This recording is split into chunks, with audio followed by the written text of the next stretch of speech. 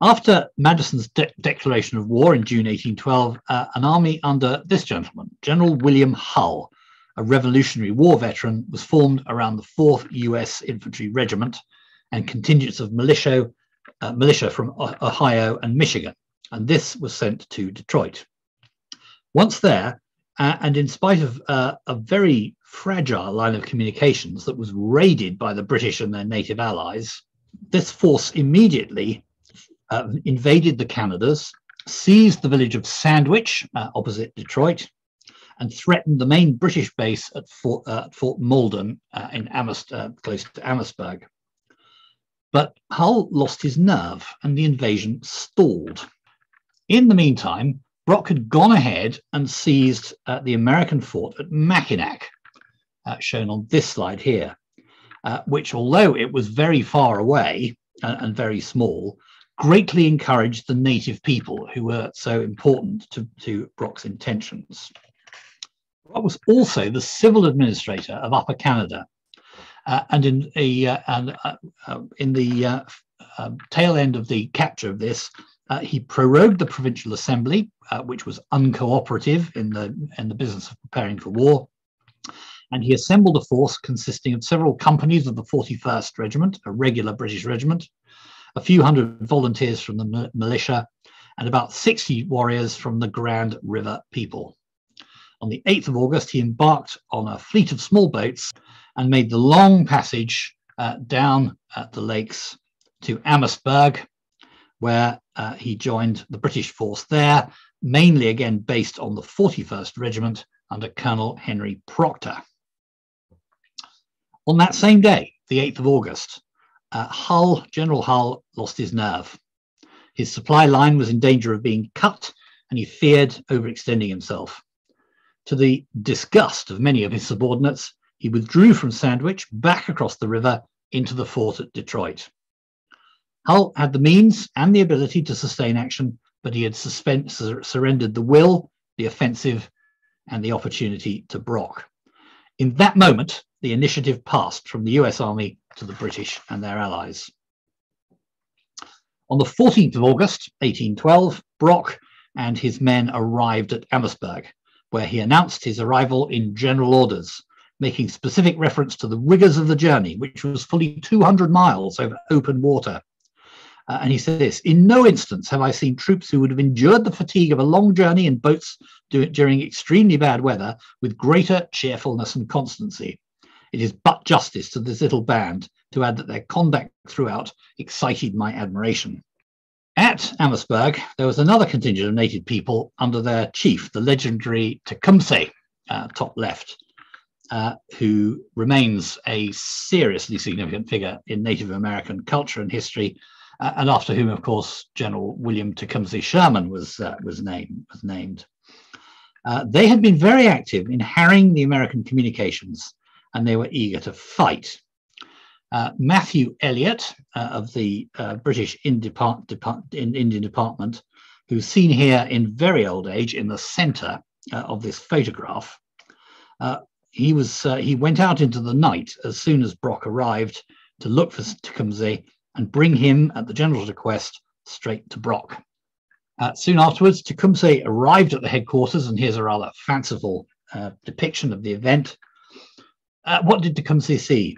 A very big man, taller and stouter than any Indian, but alert, keen-eyed, and obviously ready for the fight.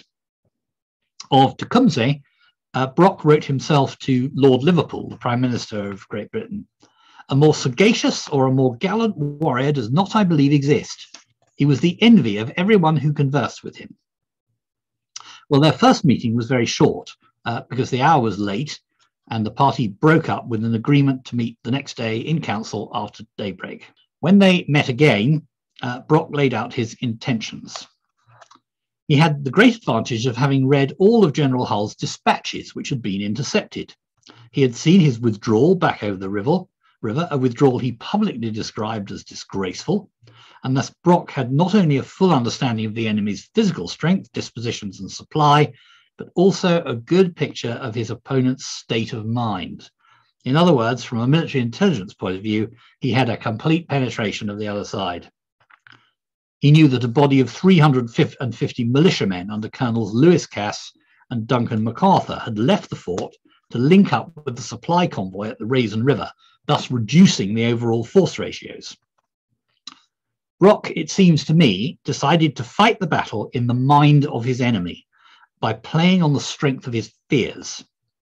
He would cross the river with as large a force as he could form and try to draw the Americans out of the fort to fight a pitched battle.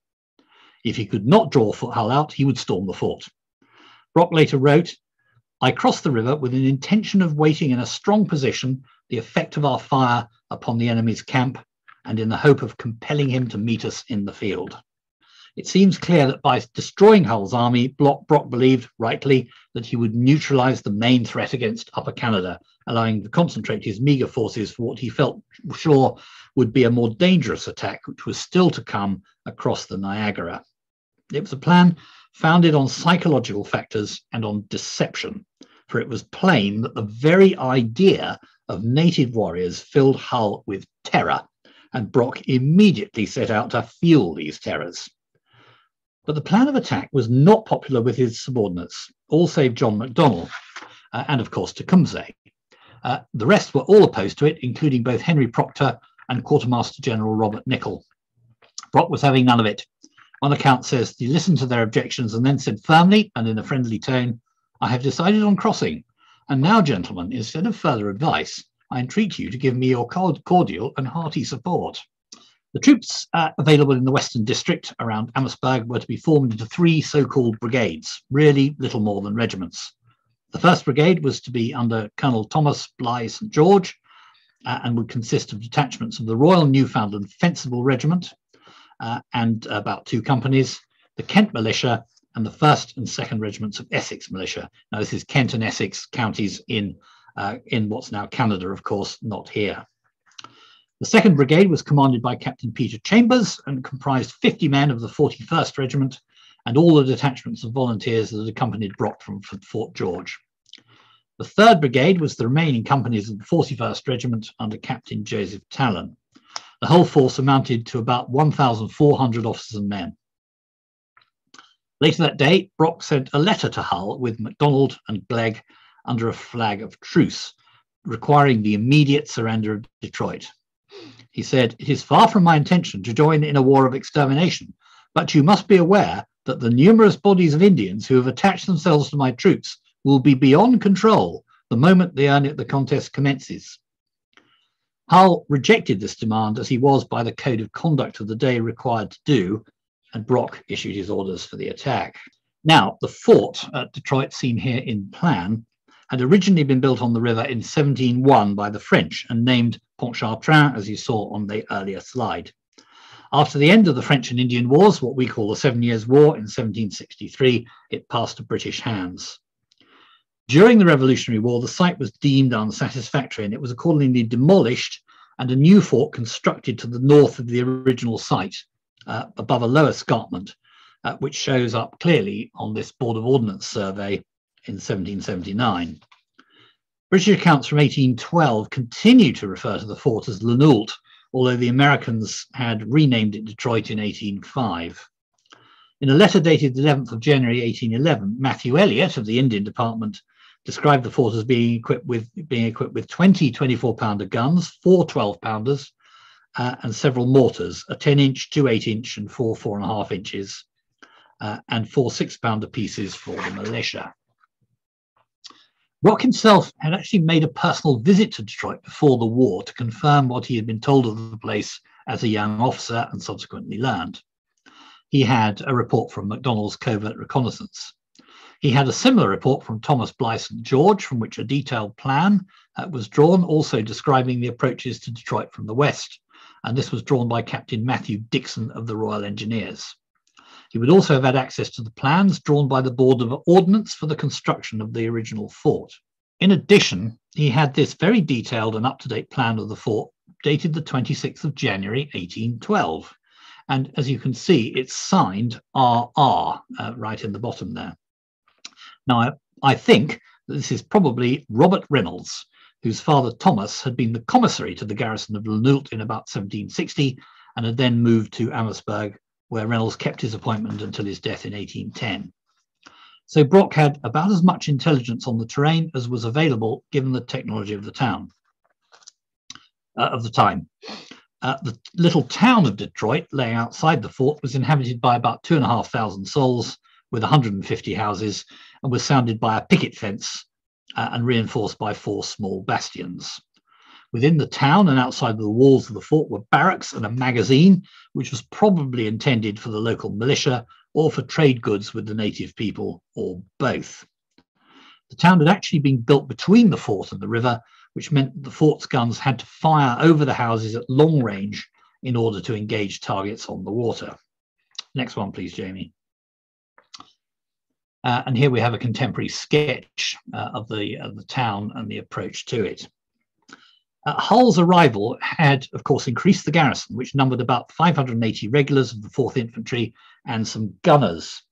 There were about 1,000 Ohio and Michigan militia who were dispersed around the fort and in the small redoubts protecting the town, ready to fight off an Indian attack. There was also an advanced battery of 2 24-pounders and a 6-pounder, which had been sent about a mile south of the fort, so towards us as we're looking at this picture. But with these dispositions and the detached bodies of militia, Hull had no forces left to hold the riverbank or to contest a landing. In spite of their numbers, American morale was not good. Exasperation with their generals' unwillingness to press the fight had grown in the ranks, and after the withdrawal from Sandwich, it had got worse. It was even said there was a conspiracy to remove Hull from command. And certainly Lieutenant Colonel Cass wrote to the governor, Meigs, of Ontario, that, and I quote, "This army has been reduced to a critical and alarming situation. We have wholly left the Canadian shore and have abandoned the miserable inhabitants who depended on our will and power to protect them to their fate." When we look at the composition of the assaulting forces, especially its want of heavy guns, one has to question whether Brock was serious about attacking a fortified position held by a force more than twice his size, well supported with artillery, ammunition, and food. Certainly, a prolonged siege was out of the question. Brock had no sappers to construct fieldworks, no siege train, and not enough soldiers to invest the fort closely. He had little chance of making a viable breach, and the throw weight of shot available and the insufficient number of soldiers to prevail in a close quarter battle would mean heavy losses. We're forced to the conclusion that this was a gamble, a demonstration designed to tip Hull psychologically over the edge in order to fulfill Sun Tzu's great maxim that the apnea of success in war is to win without fighting. Now, when crossing an obstacle, an assault force must first secure the home bank, then effect a lodgement or bridgehead on the enemy bank large enough to prevent the enemy from interfering with operations. It must then establish ferries or bridges with enough capacity to build up the assault force at a rate faster than the opposition can bring its forces to bear, in order that favourable force ratios can be made and that a breakout from the bridgehead can then be achieved. There must be sufficient direct and indirect fire support available to suppress enemy fire and give cover to the assaulting troops. Now, Brock's orders required the troops to be ready for embarkation just south of Sandwich at 3 o'clock in the morning on Sunday, the 16th of August. This meant an approach to the embarkation site of 15 miles, or up to 5 hours' march from Amherstburg.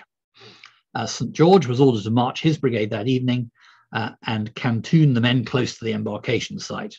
And we know from a journal that at least one other brigade had continued from Amherstburg by boats, the craft that were to be used for the crossing. The fire support was to be provided from 3 sources, illustrated by this slide. There was a battery immediately opposite Detroit under the direction of Captain Matthew Dixon. Then there were the guns of the accompanying brig, the Queen Charlotte, and the schooner General Hunter, and that's the Queen Charlotte on the slide. And last, the assault force carried with it 3 6-pounder and 2 3-pounder guns, very light guns as shown on the bottom of the slide, designed to give close supporting fire during field operations, but which would have little or no effect on prepared positions. However, the moral effect of their presence on the troops was important. The first force to cross to the far side of the Detroit River, less than a mile of water, well before dawn, were about 500 native warriors accompanied by Matthew Elliott. and they would scout the 2 landing sites 2 miles south of the fort. And they're shown on this slide on the right. They're between a small tributary of the Detroit, the Rouge River, and Spring Wells. In effect, these native people were Brock's bridgehead force. Once Elliot sent word back to Brock that the far bank was not held in strength, the main force would cross and head for the objective, Fort Detroit. The assault force was formed by Brock's 3 brigades, and by the time that it was across the river, it had 330 regulars of the Royal Artillery, the 41st Foot, and the flank companies of the Royal Newfoundland Fencible, 60 or so warriors of the Grand River people, and 400 Canadian militia, a total of 730 British and Canadians out of an available force of 1,370. The rest were at Amherstburg, securing the base and manning the battery at Sandwich. At the suggestion of the brigade major, Thomas Evans, many of the militia had been kitted out with the discarded coats of the 41st, shown on this slide, red with red facings. Brock later acknowledged Evans's quick thinking, writing that your thought of closing the militia in the 41st cast-off clothing proved a most happy one. Although these coats were old and faded, they were enough to deceive an enemy at a distance. The men were ordered to stand to at 4 o'clock, and the crossing began as soon as it was light, with Brock's 3 small brigades ferried across in boats covered by the guns of the Provincial Marine. The 3rd Brigade, consisting entirely of regulars, was accompanied by Brock and his small staff. They went first, followed by the militia. There were enough boats to lift 2 brigades at once, and given the width of the river, the entire operation would have been completed in about an hour. John Norton, however, another member of the Indian Department, reported that, and I quote, "The breadth of the river, as well as the scarcity of boats, caused us some delay ere we were in readiness to advance." But even so, the whole force was on the far bank between 6 and 7 a.m. By the time the landing was completed, unopposed, and the troops formed up, the 16th of August had turned into a warm, sunny day with a pleasant breeze off the lake. It was the guns of the Royal Artillery, Hall's Battery, like these, that began the attack on Detroit. Fire had been opened the previous evening so that the guns could find the range and the elevation. 7 American 24-pounders had returned the fire, but without effect, and both sides had fallen silent as night fell. Once the assault crossing began, the British guns reopened their fire. They now had the range, and according to Hull's own account, almost every shot and shell had their effect. Mortar rounds were particularly effective against wooden forts because they could be lobbed over the defences and burst inside confined spaces, causing enormous damage. At least one documented round fell inside the fort's mess hall and then, passing through the wall into an adjoining room, mangled during its passage 2 officers and injuring another, and I quote, "scattering their brains and blood against the wall of the apartment." Another exploded near the gatehouse, killing 2 soldiers at once. A third exploded on the parade ground, killing others. Yet another exploded in the hospital, decapitating a patient and killing a surgeon. By now, the fort was full of civilians, as the population of Detroit, terrified at the approach of the British, and more especially the native warriors, had crowded in. All was panic and confusion, according to one witness. Crying infants clinging to their half-distracted mother, older children everywhere but where they should be. The column marched straight up the Portage Road, and the Portage Road shows up really very nicely on the left-hand picture. As John Richardson described it, with the river close on our right flank and a chain of alternate houses and close fences on our left. And it was preceded by a screen of warriors acting as scouts or skirmishers. The warriors also formed a flank guard on the western or left side, as we're looking at the picture, about 1.5 miles away. Next came an advanced guard formed by the Grenadier Company of the 41st, and then Brock's small train of artillery. Behind that was the rest of the 41st, the Newfoundlanders, and the militia. The usual distance between sections and companies had been doubled to increase the length of the column. With all the red coats, including cast-offs, being worn by the militia as a deception measure, it made for a formidable appearance.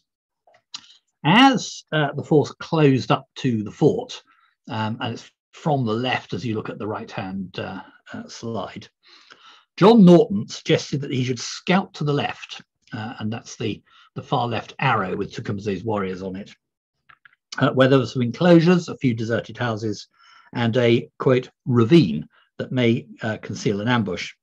This ravine, like everything else, of course, has long disappeared under the urban sprawl of modern Detroit, but in all likelihood it was an incised watercourse, probably dry at that time of year, at least deep enough to conceal a standing man.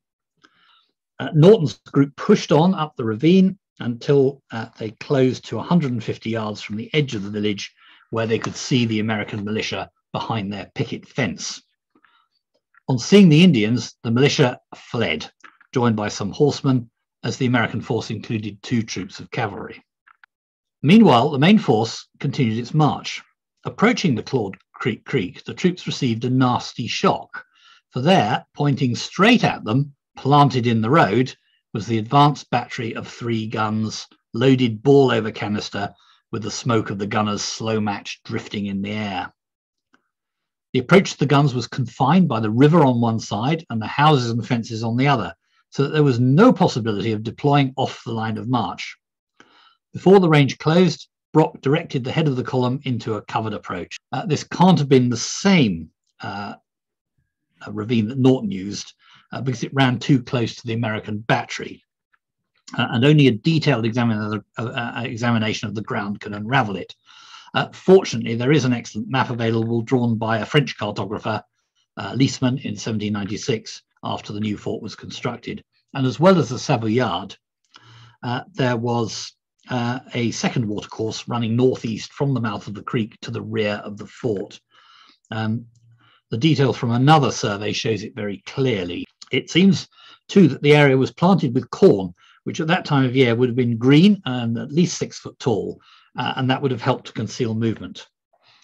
The British and Canadian troops paused in the cover and rapidly ate a cold breakfast, no doubt accompanied by some heroic rum drinking, it being a matter of pride that British troops never went into action with either empty stomachs or sober. Beyond the covered approach, while Proctor and his officers deployed the troops from column into line, and we can see the troops in line on this slide, Brock went forward to reconnoitre the fort. The deployment position was, according to John Richardson, through an open field and orchard, leading to a house about 300 yards off the road, which he, Brock, selected as his headquarters. In this position, we were covered. The small guns were maneuvered into a position for which they could support the assault from a flank, and a company of riflemen from York, dressed in green, who were almost all painted as Indians, were sent further left to make contact with Tecumseh's warriors in the woods. The sight of this was too much for the Michigan militia, who began to leave their posts. At least half refused to take part in any fighting. When Hull's son, Abraham, ordered a company of a higher militiamen to the ramparts, they refused. At 10 o'clock in the morning, the British soldiers, waiting for the order to begin the assault, were puzzled by the sight of a white bedsheet hung over the southwestern bastion. At the same time, the American guns ceased firing, and the crews of the advanced battery limbered up the guns and withdrew into the fort. Clearly, the Americans wanted to parley. In preparation for the negotiations, Hull's aides erected a marquee decked out in the red and blue colours of the Republic.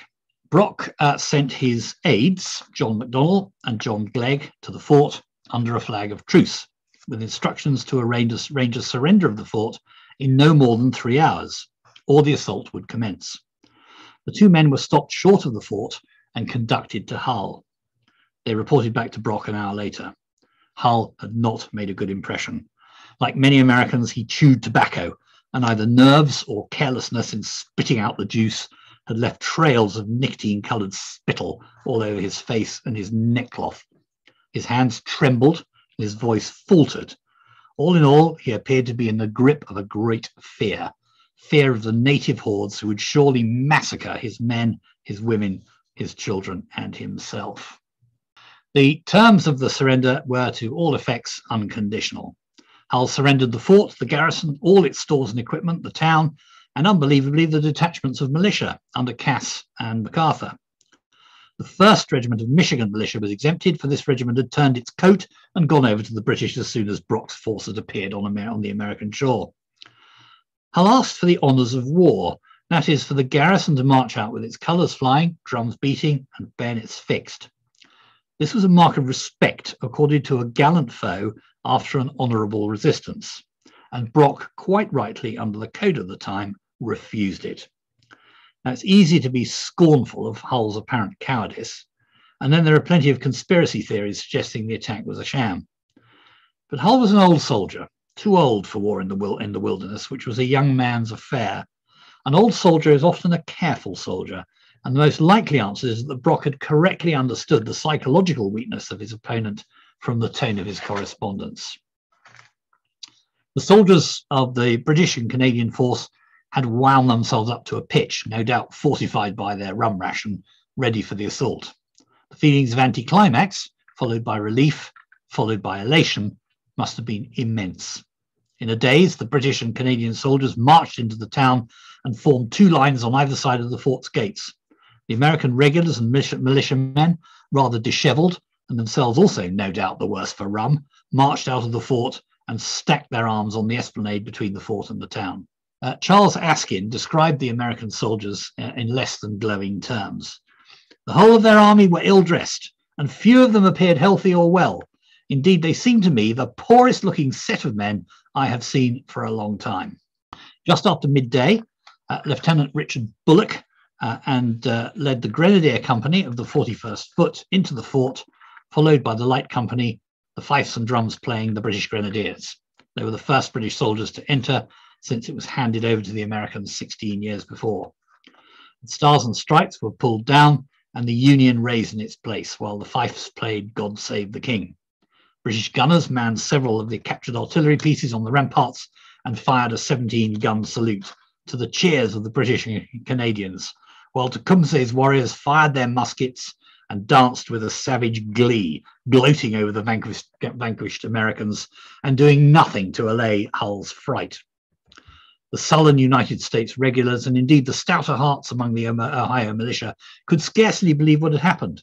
Some smashed their muskets and rifles rather than surrender them.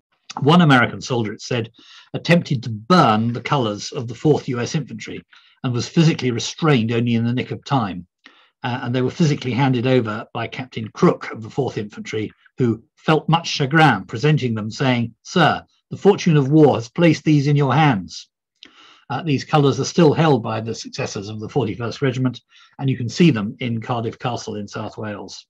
The American regulars were embarked in ships or held in barracks as prisoners to be sent to Quebec, where they would be exchanged or paroled. The militia were embarked in smaller craft and sent home on parole. Hull here was imprisoned at Montreal and later returned to the United States, where he stood trial by court-martial.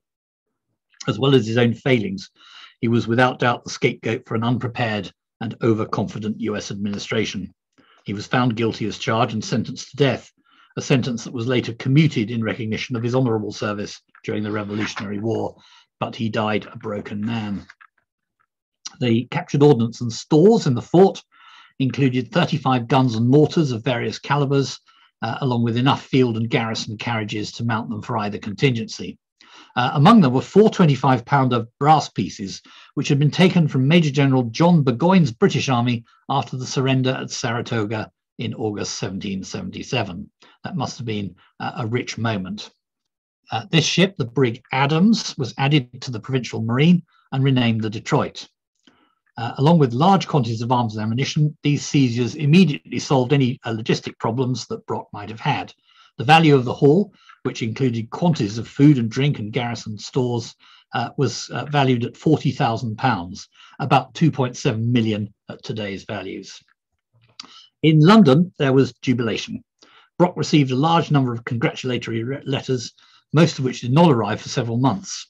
No less a person than the Commander-in-Chief, the Duke of York, wrote to Prevost that an occurrence which so gloriously terminates a campaign, commenced under the declared confidence of success on the part of an arrogant enemy, cannot fail of being most acceptable to the Prince Regent and gratifying to the country in general. His Royal Highness highly approves the judicious and prompt arrangements which you adopted throughout the province generally for repelling the progress of the invasion and Major General Brock's exertions in the country, which was the more immediate object of the enemy's attack. Well, a different line from the instructions that had been issued a few years before. But there was relief as well as jubilation. Lord Bathurst, the Secretary of War, wrote to Wellington, who just secured the victory of Salamanca. After the strong representations that I had received of the inadequacy of the force in those American settlements, I know not how I should have withstood the attacks against me for having sent reinforcements to Spain instead of sending them to the defense of British possessions.